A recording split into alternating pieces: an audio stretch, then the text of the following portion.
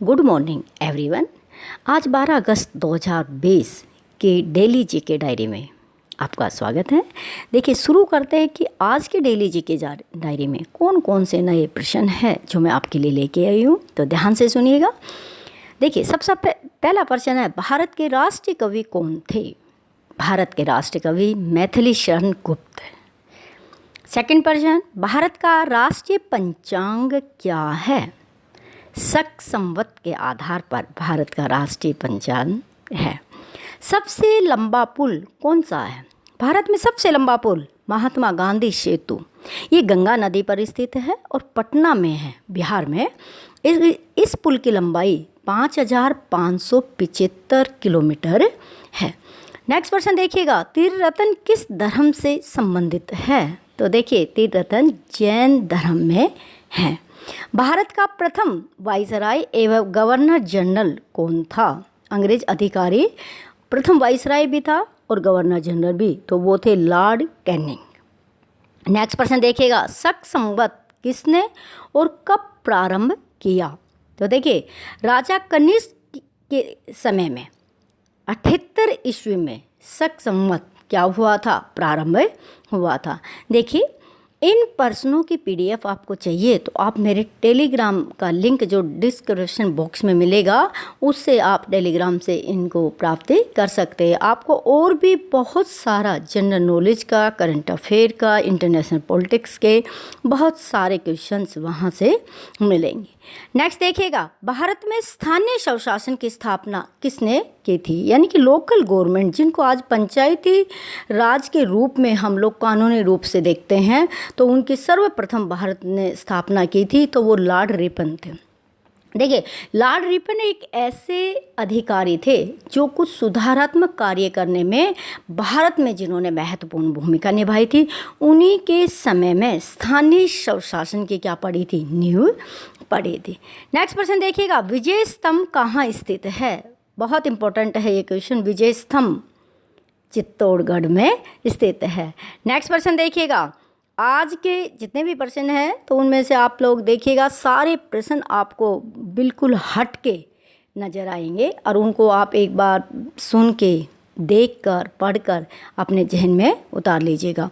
Next प्रश्न देखिएगा, अमृतसर में स्वर्ण मंदिर के निर्माण के लिए भूमि प्रदान करने वाला मुगल सम्राट कौन था? बड़ा ही इम्पोर्टेंट क्वेश्चन है। कौन था? अकबर। क्योंकि इसके बारे में हम अकबर को जान सकते हैं, क्योंकि जितने भी मुस्लिम शासक हुए उनमें से खुले दिल के थे वो अकबर ही थे। बौद्ध मत का सबसे प्राचीन स्तूप कौन सा है? तो देखिए, सारनाथ। सारनाथ सबसे प्राचीन स्तूप है। नेक्स्ट देखिएगा, सिंहासन पर बैठने के बाद राजा अशोक ने कौन सी उपाधि धारण की थी? देखिए, देवानाम प्रिय, ये उपाधि उन्होंने सिंहासन पर बैठकर राजा बनने के बाद ये उपाधि धारण की, देवानाम प्रिय। नेक्स्ट देखिएगा, जंजीर की न्याय व्यवस्था किसने लागू की थी? लोगों को न्याय प्रदान करने के लिए जंजीर लगाई गई कि न्याय ना मिले तो वो इस जंजीर को खींचकर अपने दर्द जो भी है, जो भी दुख दर्द कुछ भी है किसी व्यक्ति को, तो वो बता सकता है। तो ये जहांगीर ने अपने समय में लगा रखी थी कि जनता को अगर न्याय ना मिले तो वो सीधे इस जंजीर को खींचकर बता सकते हैं। नेक्स्ट देखिएगा, ऑपरेशन विजय अभियान कौन से युद्ध से संबंधित है? देखिए, ऑपरेशन विजय अभियान 1999 में कारगिल का युद्ध हुआ था भारत और पाकिस्तान के बीच। जब पाकिस्तानी सेना को टक्कर देने के लिए जो एक सेना का दल आगे बढ़ रहा था, तो इसका नाम दिया गया था ऑपरेशन विजय। और ऑपरेशन विजय में भारत की जीत भी हुई और इसी को 26 जुलाई को हम क्या मनाते हैं? विजय दिवस भी मनाते हैं। देखिए, सभी स्टूडेंट्स से मेरा कहना है कि आप इन सारे क्वेश्चनों को एक वीडियो सुबह उठते ही आप इनको सुनिएगा, तो ये सारे प्रश्न आपके दिमाग में रहेंगे और आगे आने वाले समय में आप लोगों के लिए बहुत ही उपयोगी होंगे। चलिए आगे देखते हैं। आधुनिक भारत का पिता की उपाधि किसको दी गई है? देखिए, कौन सा समाज सुधारक है कहा जाता है जिसको आधुनिक भारत के पिता? वो थे राजा राम मोहन राय। देखिए, राजा राम मोहन राय की सोच एक वैज्ञानिक थे। वो पाश्चात्य शिक्षा का समर्थन भी करते थे और जितनी हमारे संस्कृति में, साहित्य में या फिर जितने हमारे समाज में बुराइयां थी उनको भी एक शिक्षा के माध्यम से दूर करना चाहते थे। इनकी एक वैज्ञानिक सोच थी। तो राजा राम मोहन राय को आधुनिक भारत का पिता कहा जाता है। नेक्स्ट प्रश्न देखिएगा, भारतीय भूगर्भ सर्वेक्षण का मुख्यालय कहाँ स्थित है? ये कोलकाता में स्थित है।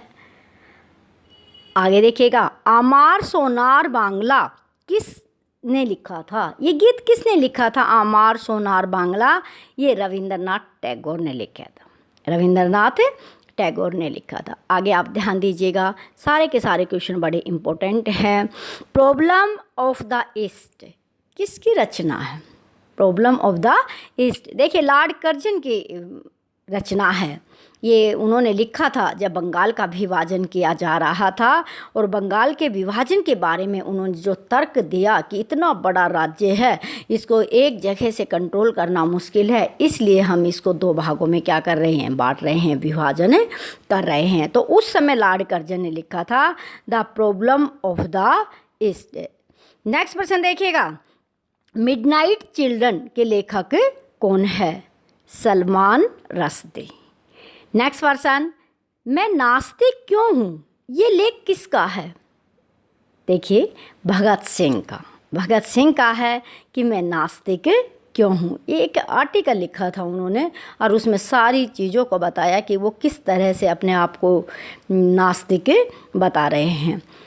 इन कस्टडी उपन्यास के लेखक या लेखिका कौन थे? तो अनीता देसाई। इन्होंने इन कस्टडी एक उपन्यास लिखा और बहुत चर्चा में रहा, तो वो थी अनीता देसाई। आज की डेली जीके में इतना ही। आप स्वस्थ रहिएगा, व्यस्त रहिएगा, मस्त रहिएगा। देखिए एक चीज़ मैं बता दूं, अगर आपने मेरे साथ डेली जीके शुरू की है पढ़ना, तो मैं आपसे यही कहना चाहूँगी कि आप इसको बीच में बिल्कुल ना छोड़ें। आप डेली के डेली 15-20 जितने भी क्वेश्चन रिवीजन करवाए जाते हैं, आप उसको लगातार पढ़ते रहिएगा। देखिए धीरे धीरे कोई चीज़ बढ़ती है तो उसका मिठास भी बढ़ता है। एक ही दिन में आप कभी भी इतनी तैयारी नहीं कर पाएंगे। अब धीरे धीरे आप इनको पढ़ेंगे तो वो आपके लिए बहुत ज़्यादा उपयोगी होने वाली है। Thanks for watching.